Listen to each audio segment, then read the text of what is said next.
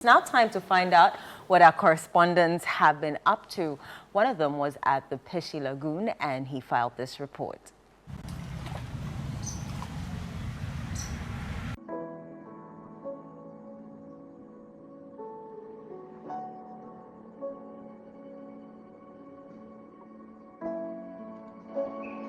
Simon answered, "Master, we've worked hard all night and haven't caught anything. But because of your word, I will let down the nets." If you go through the net, then the net go lock the ties. So the fish all pass under. So sometimes you know the gate. The Peshi Lagoon is dead. It has lost its life and soul. Aquatic life is suffocating under the debris and human injustice to nature. The command by Jesus to Simon to launch into the deep for a catch wouldn't materialize today in the Peshi Lagoon. Ejelaye should be gearing up for retirement from any formal job, but he has a responsibility to his family. I have 8 family. My wife and my pickings. My wife will be 2, but my pickings be 8. I'm a fisherman. First time the lagoon is big than this. Water, plenty. They cover here or the place where they build the room now. The water they cover all. So the fish sometimes they go there. They catch about this one thing or 5. But now the breeding where they breed also the water all close. His source of livelihood has been the Peshi Lagoon in the heart of Accra. His fortunes have dwindled over the years. The lagoon, which served as an ecological habitat for marine fishes and several species of birds, has become a dirty, muddy pond. With determination, Lai casts his fishing nets, hoping to fill it. First time we enjoy, but this time we don't get anything, so we don't get happy about it. We don't get happy. Hopelessness is painted all over his face. The Peshi Lagoon once spanned over 80 standard football fields. It has now been overtaken by desperate estate developers. Many parts of the lagoon have literally become choked. Fishes are nowhere to be found. Bears are struggling to perch. And humans are having a field day. For the past 3 hours, Lai has laid his net from one end of the lagoon to the other, and this is all he got. Like if I get plenty, I go sell them. If I get plenty, I go sell them. But if I not get that, I go chop. I will do it too. This one not will work, so we no go feed live them. I not get fish. Today I not get fish. Why? Because of the water all finished for inside. That's why sometimes if the water come like that, it gets much more. But now the water all finished for inside. Disappointed, he decides to go home with his meager catch. Individuals with financial muscle have grabbed almost every part of the Westland. It's not good. We talk about our matter not go anywhere for them. So just we look them like that. At one point, the lagoon was terminated by a church. Watermarks are visible on this wall, a clear indication of a building on a wetland. The Greater Accra Regional Minister, Titus Glover, is furious about the encroachments. They are building right at the edge of the Peshi. We'll put that one too down. Then at the far end, close to the shooting range, that one too will go down. Then we'll see what we can do. We invite everybody to come. And we want to know who sold the land to the people, because my traditional leaders are saying that they haven't sold any land to anybody.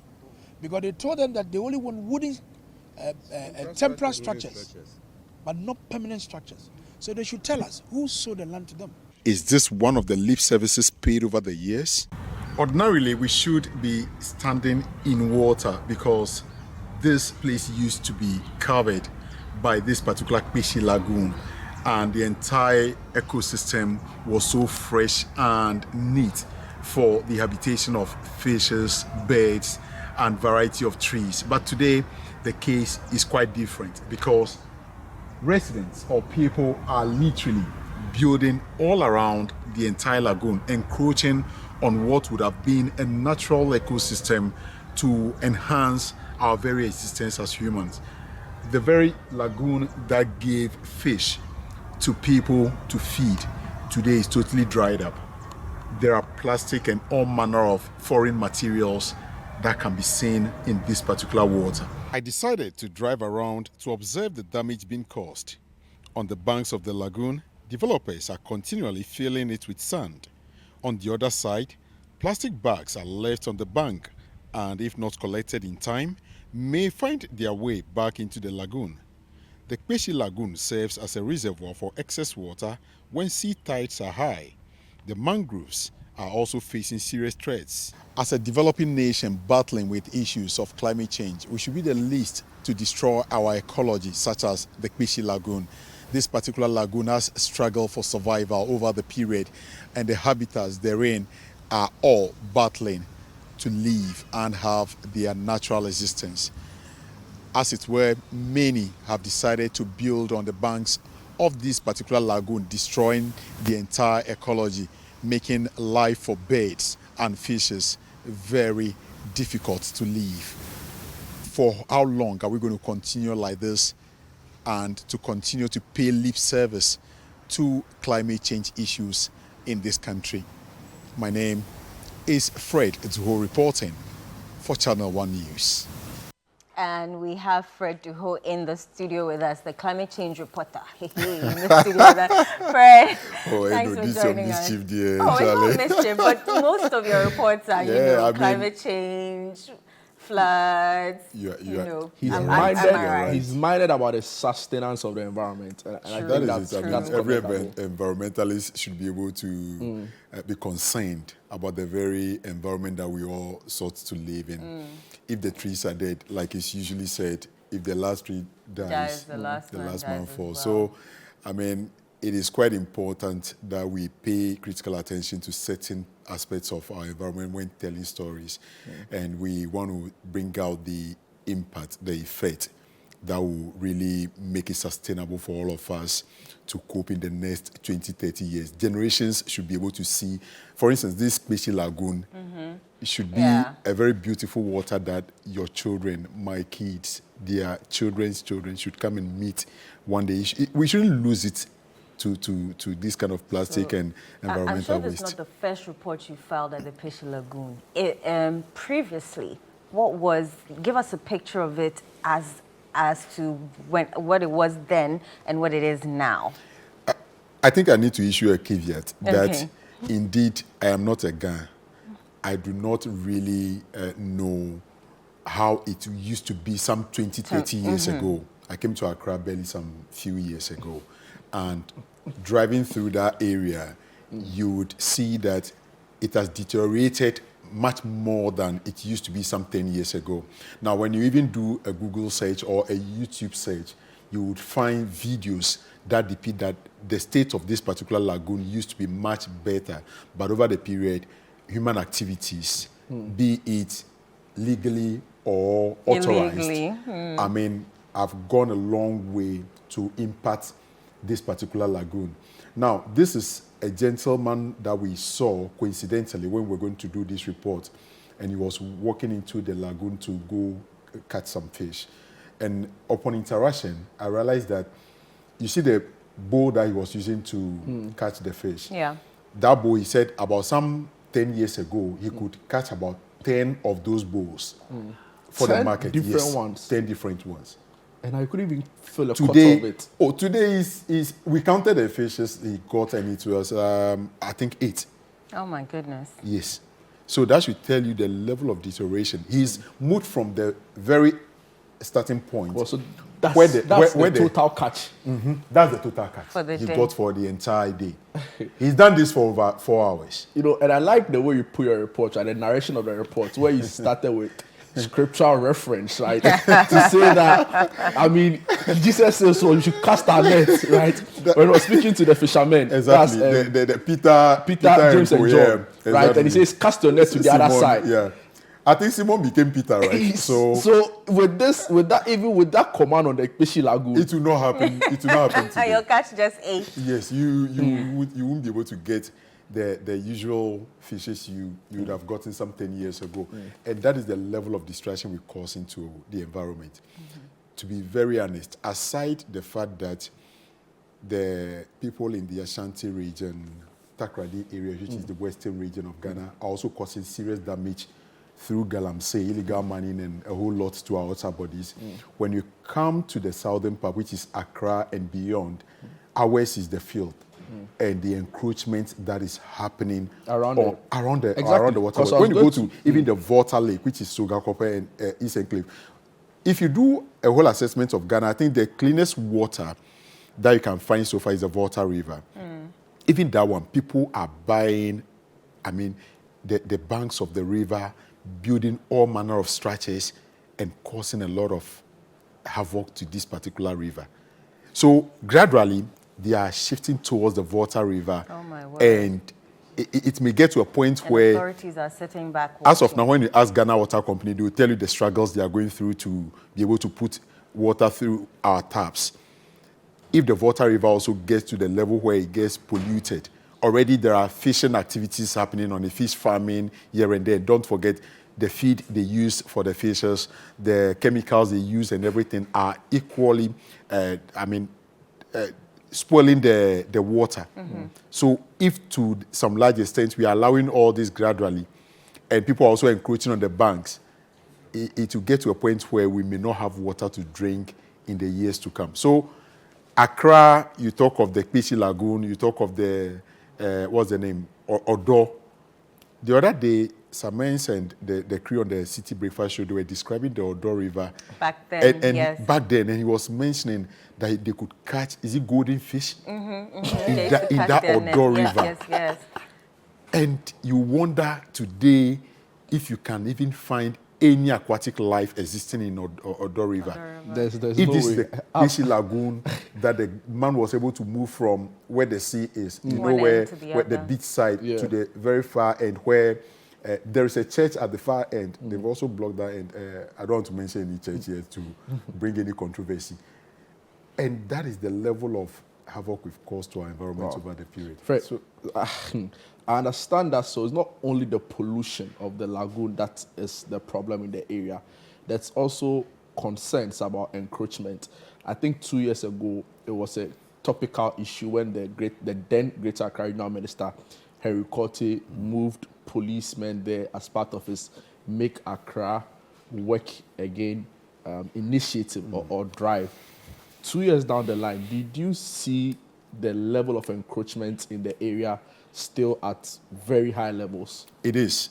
Jude, when you go today, you will see people still building, people still filling portions of the lagoon. Despite the new minister's directive a week ago. I was there after the new minister went there, which is Titus Glover. Yeah.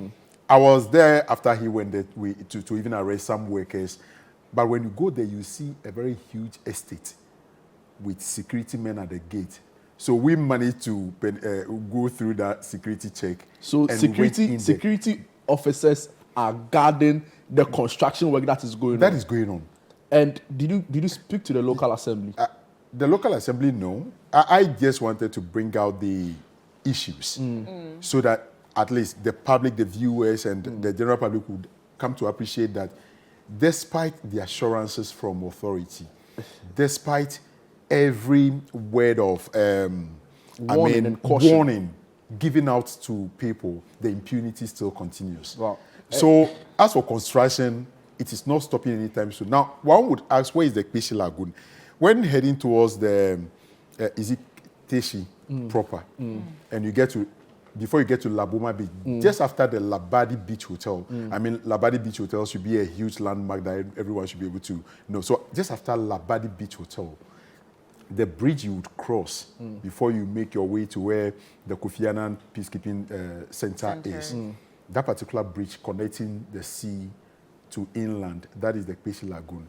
I read a bit of thesis from one student from the University of Cape Coast, where he was also trying to paint a picture of the fact that that place is supposed to serve as a grey, is it a grey water area? So it's a wetland. A wetland. Part of the Ramsar Convention in 1971, where, so basically, the convention seeks to protect the ecological life of some of these areas, right? Because, look at Accra now, fast becoming a concrete jungle, right? So the Ramsar Convention per its ratification, which Ghana subscribed to, I've forgotten the year, but it was basically to just protect some of these wetlands. The wetlands, yeah. And the Peshi Lagoon is one of the few wetlands we have in the country. So for you to still come back here in studio today and tell us that despite the warnings by authorities as far back as 2 years ago, work is still going and on. It has narrowed further. That is the fact. So that means that from Henry Quarter's time till today, it has narrowed further. Right. That should tell you that people are still encroaching. Now, one interesting thing is, see, ChatGPT or AI may not always be accurate, but just put in a word or description of what is the size of Peshi Lagoon. When I did just that, what I got was, it is the size of 180 standard football pitches put together. So today, that size can't even be compared to about 40 standard football pitches. Okay. Fred, you went there.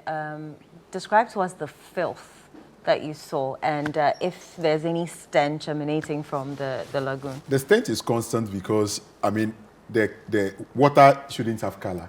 But this, you can't really describe it. And it looks emanating from that green or... But the man, he's looking for his daily bread. Yeah. And he's having 8 children, 2 wives. And that is what 8 children. 8 children, 2 wives, right. And that is the hassle he's going through to catch some fish to either sell or use it to feed the family. He says if he's able to catch more, then he'll be able to sell. But what he's gotten so far is just to go and feed the It's funny, but it's not a laughing matter. So another thing, I'm also concerned about the role of the local assembly in this. Another struggle, another arm to the problem we are facing with the Peshi Lagoon and the encroachment and the pollution is the failure of local assembly to act on this matter, right? So, I mean, if you look at the map, you could clearly tell that the Peshi Lagoon, we understand that in Ghana, it means a meeting place, and we are not too sure.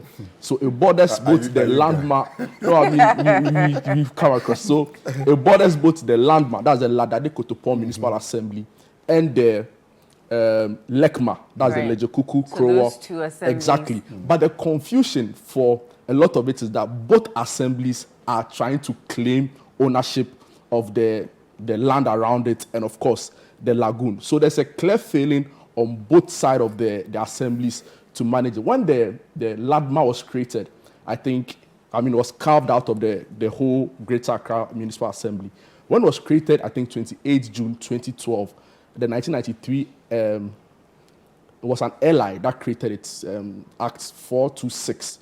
When they created it, it was clearly defined as to how the assemblies should take ownership and also make sure that it's protected with regards to the wetlands around it. And for me, so exactly, so if we are back somehow, 2012 to now, how many years now?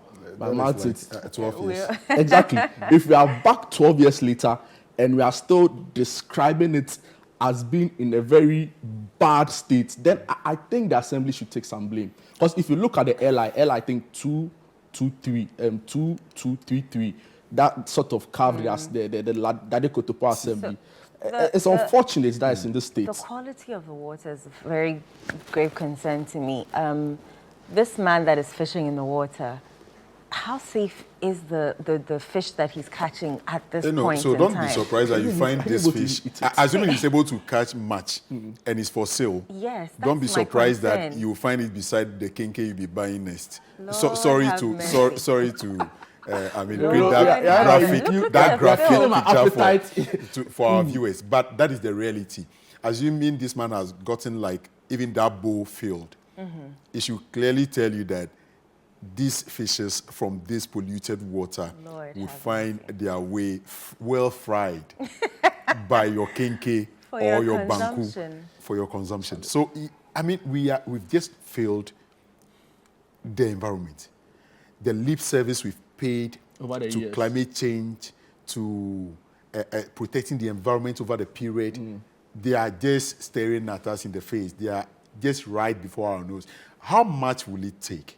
Okay, 1, to ward off encroachers. 2, to ensure that the place is distilled so that even bears are struggling to even perch I around was that about place to ask that because aside you see aquatic bears life. they fly all around and they migrate. So sometimes because the environment is not quite safe for them, when the trees are being pruned down or cut down, they obviously would have to now look for an alternative place to relocate. Yeah. So the situation is such that bears are struggling. The aquatic life is equally feeling the impact. And then largely humans are having a good day because they are building apartments, people are purchasing it, they want to live. There was this construction site that we visited, and the man is from Togo. He's doing this tiling and a whole lot of engineering works on this particular building. You know, before you can even build there, you need experts to be able to treat the land properly, give it the right chemical and everything because it's waterlogged so that your building will not face any disaster in the future. So there is this Togo man that I met, and he was telling me that even when he came, the land that, or the man he's working for, he knew he was going to stay there for like 3 years to do this work. So he even took it upon himself when he eats fruits like pawpaw, orange and stuff, like he just sprinkled he spreads the seeds around. He showed me pictures, videos of pawpaw trees, everything doing so well.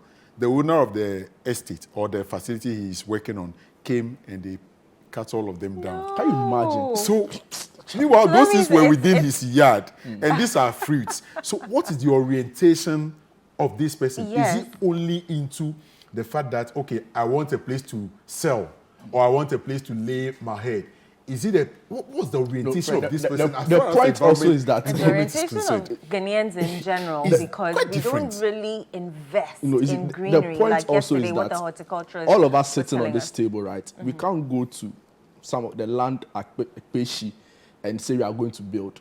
It's not possible. It takes a certain level of authority backing you. So the people there, they have, like Fred is saying, some level of authority or some very powerful people or strong men behind them, because you need a permit. Yeah. And I watched previous interviews. So 2 years ago, our colleague Nia Ikwe was also there on the story about encroachment within the area. And I mean, the people whose buildings were affected, in quotes, right, were saying that they have permits to show that they've been given the necessary license to build over there. So then the question is, who issued the permit? If you listen to the current regional minister, he made it quite clear that the landowners or custodians of the land, the people of La, or the La Traditional Council say, they've not given out those lands for people to build permanent structures. So it's temporary. So what I have seen is that when people are given an inch, they go for a yard. You get it? So, do just a temporary structure that can be moved at any time in case we want to do. But when you say a temporary structure, you know, the person wants a place to lay their head. So what, a kiosk, what do they mean by temporary structure? So maybe like a mechanic shop. And this one is specific to the beach fronts. Okay. Okay, these are specific to the beach front. But where you would even find the estate is where you're moving towards this university. Is it Zenith University? Yeah, Zenith University. Do you see when you're going to the Chado areas? Yeah, Zenith is in Chado. Good. Yeah. When you're moving towards that direction, to your right, you see restaurants that are permanent. You see estates, gated estates. And when you enter the estate and you see houses, you and I do not have that financial muscle to go for that. And some of them, the feeling that is happening before we went there, we saw, I mean, the lagoon is there, you see the greenery, and portions of it have been cleared. Making complete nonsense of the Ramsar Convention, right? There is nothing really we do. But it's a country where the whole Achimota forest appeared in someone's will. So it's been but like then again, if you go back to the Ramsar Convention, which seeks to protect these wetlands, right, as part of the ecological makeup of our communities, it's so unfortunate that we've overlooked this thing. And for me, I think the blame goes directly to all of us as a collective responsibility, right? But particularly political leadership, because they have the backing of the state, the authorization of the states to go after these people. But what do we see? They take media people, police people, follow them. On the camera, they are saying one thing. Off camera, they are saying another thing. Traditional leadership. Where is the leadership? What sorts of leadership are they providing? Right? Is it a case that anybody at all can just wake up and start building? Clearly not. So they have very powerful people Backing which them. some people think includes traditional leadership, backing them. The police. Is there a case whereby they always have to wait for somebody to come and report? The rules are there. The laws about building on wetland in this country is clear. And there's police in the area, right? When you go there, my brother, there are security men who own properties on Over these the wetlands. well, you will the see security men who are there. the issue basically you have to monitor drum their- home their is properties. that it's a collective responsibility, but particularly political leadership, the assemblies, traditional leadership, and of course citizens, right? Because we need to speak up a lot more. So when on some of must these when issues. must this all stop? The When must buck we all stops to say political that leadership? I think. enough is enough? Okay, what you've built up to, we may not want to even demolish it to make way for the wetland to be conserved. When are we going to say that? Let's stop it now. The one that is left, let's protect it. We want to innovatively or creatively say we want to turn this portion that is left into something useful. You were trying to make the example of the Seine River. Yeah, in Which- France, Look for the at Olympics. the Olympic opening. They say it's We're polluted. all I know. So totally I'm, safe looking now. at videos It was of the Seine River polluted. that they said has been polluted. And you see the state. And I'm looking at this. It was polluted. And I go back to Fred's report. So bad. And I look at the Peshi Lagoon. And I'm like, Yeah. For But them, when if they they've been even talk able of to pollution, clear- if anyone should enter that Seine River and then feel any itches on the body and the person should complain, they would even go and test that river. and to there's find a out what is river, the cause. the mayor of Paris Swam swimming it, just to prove a point. Right? Can the mayor of Accra or the Greater Accra Regional swim in the It will Peshi never Lagoon? happen. They probably The sports don't even know minister. how to swim. Okay. We should let them swim in the river. Well, tell it. So it's quite disheartening, especially when it rains and you see the flood waters. Take over the entire place. Talk of the Odo River and the filth just flowing on the surface, making their way into the sea. It's sad. Yeah, It's really it's sad. The environment is facing serious destruction. They and there must exist. be The certain level convention of exists to protect authority. the area because some of these lagoons act as reservoir for our flood water, right? So when there's excess flood water, Yeah, in when the communities, tides are high, Why especially so many from floods? the exactly sea. from the sea, they are habitat for aquatic life, for birds, scenery. The mangroves are there to serve a purpose. Thank you. Okay. They also act as recreation. People should be able to go there, experience nature, feel nature, breathe nature we don't do that from thing, all the noise and clutter in Accra. They also serve as research, education purpose. So there's so much at stake, right? And for me, like I said early on, it's a failing on all of All our us parts. collectively as citizens, but most especially the political class or the ruling class, the local assembly, traditional leadership, and law enforcement. Fred, we're truly, truly grateful that you joined us on Sunday Breakfast to give us you. this Thank you report. for having me. I'm speechless and I'm sad because if we're eating fish from this, then all the nutrition and the didn't fact have that to- the you didn't have to doctors... remind us, No, Emily. no, I know, because I love fish, so Yeah. this is disheartening because I don't know where my fish is coming from. If it's coming from the Pishi Lagoon, then It's probably poisonous. probably is. I think it's beyond next time, description. Fred, if you go back to do a beyond report, they description. should, get some water. Let's take it to the lab and see. You don't need to test this to know Oh it's- no, it's but let's heavily know polluted. what is in it.